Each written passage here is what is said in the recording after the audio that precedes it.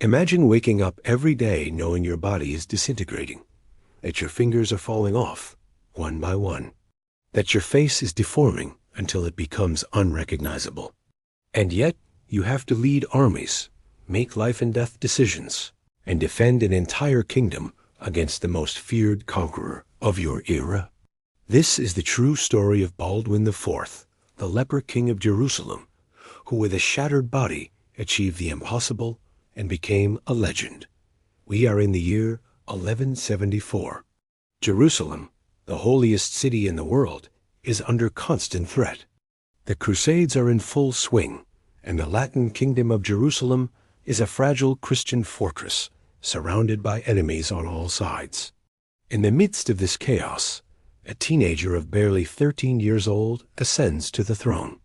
But he is not just any king. Baldwin IV had already been diagnosed with leprosy as a child, a disease that in the Middle Ages was considered a divine curse, a sentence of social death. Lepers were expelled from cities, forced to carry bells to warn of their presence, condemned to absolute ostracism. But this young man was not sent into exile.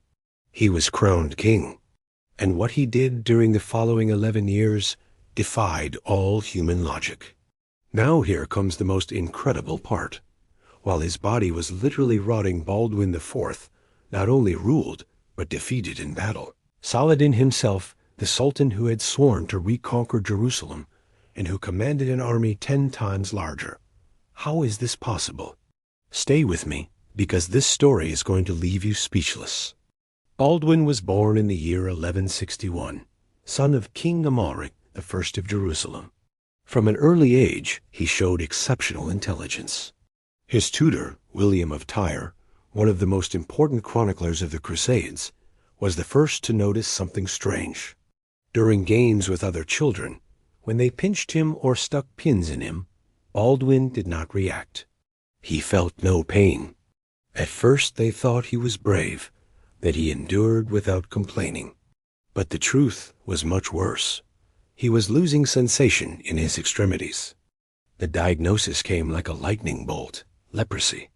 Hansen's disease, as it is medically known. A bacterial disease that destroys peripheral nerves, causes skin ulcers, and progressively deforms the body. His father was devastated. His mother, Agnes of Courtenay, cried for days. Everyone at court knew what this meant. Baldwin would not live long, and when he died, the kingdom would be vulnerable. But no one counted on the iron will of that child. When his father died in 1174, Baldwin was crowned king at 13 years old. The court was divided. Many nobles questioned whether a leper could govern. Some saw it as an insult to God, others as a weakness that enemies would exploit. But Baldwin had something no one expected: an unbreakable character and a brilliant strategic mind. While Baldwin consolidated his power, on the other side of the border emerged his greatest challenge: Saladin. Salah ad-Din Yusuf ibn Ayyub, to be precise, was a Kurdish leader who had unified Egypt and Syria under his command. His objective was clear: reconquer Jerusalem and expel the Crusaders from the Holy Land. Saladin was a military genius.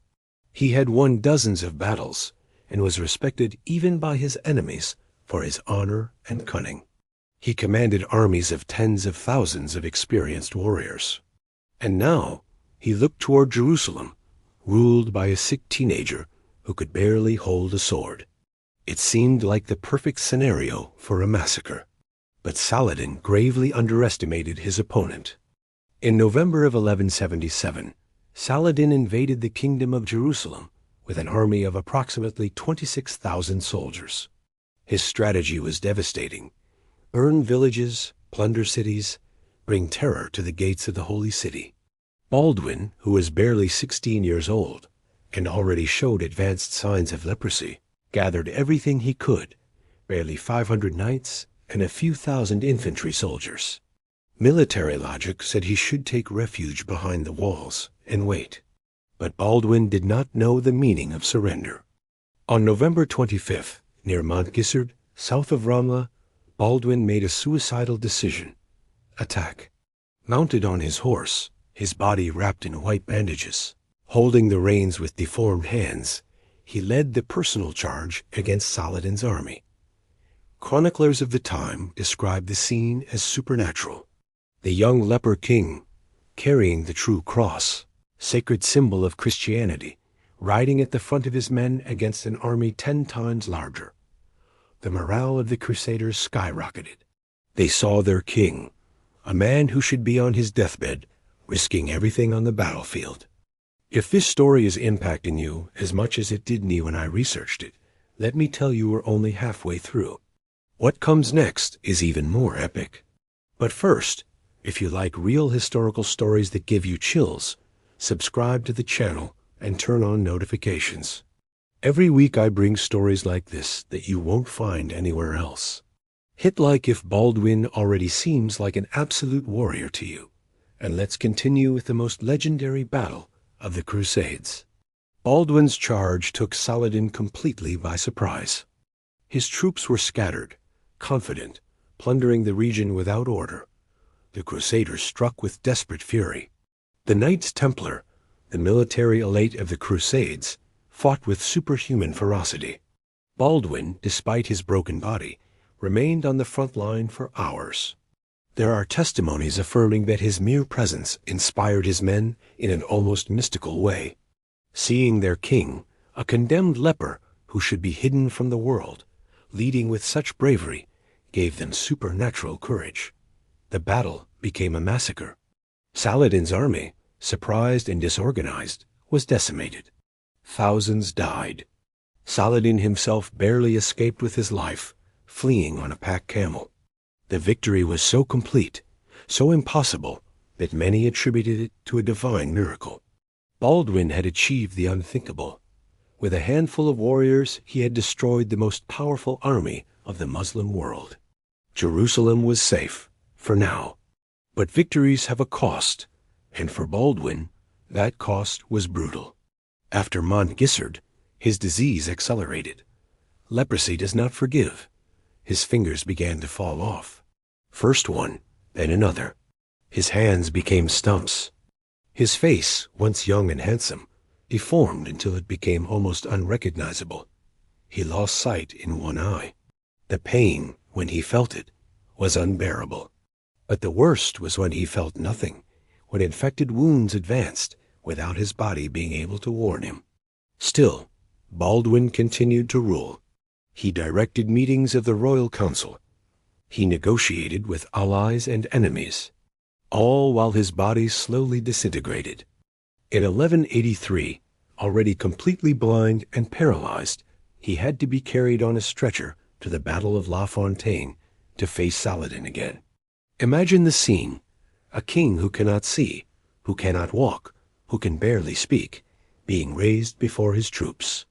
And yet, his presence was enough to inspire victory.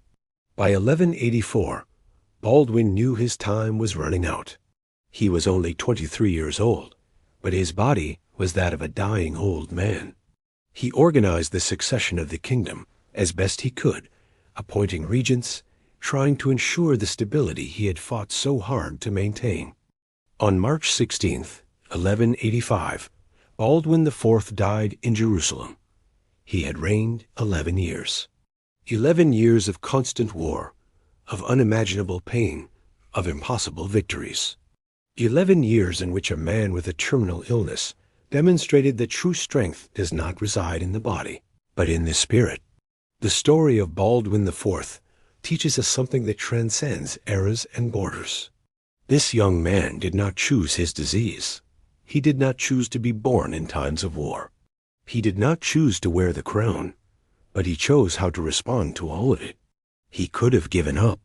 He could have accepted the stigma of his disease and withdrawn. He could have let others make decisions while he hid from a world that saw him as cursed. But he did not. Instead, with a body that was disintegrating day by day, he led armies. He inspired loyalty. He defeated one of the greatest generals in history, and he held together a kingdom that by all accounts should have collapsed. Saladin himself, years after Baldwin's death, spoke of him with deep respect. In an age when enemies hated each other with religious fervor, the Sultan acknowledged the greatness of the Leper King. If he had lived, he is said to have commented, "I would never have conquered Jerusalem." And he was right, because only 3 years after Baldwin's death, in 1188, Jerusalem fell to Saladin. The story of Baldwin IV reminds us that greatness is not measured in years lived, but in the impact left behind. In 23 years of life, this man left an indelible mark on history. If this story moved you, if it inspired you, if it made you reflect, I ask you to subscribe to the channel. Share this video with someone who needs to hear that physical limitations do not define who we are. And remember, the next time you face a challenge that seems impossible, think of the Leper King who with a shattered body defeated empires. If he could do it, so can you. See you in the next video.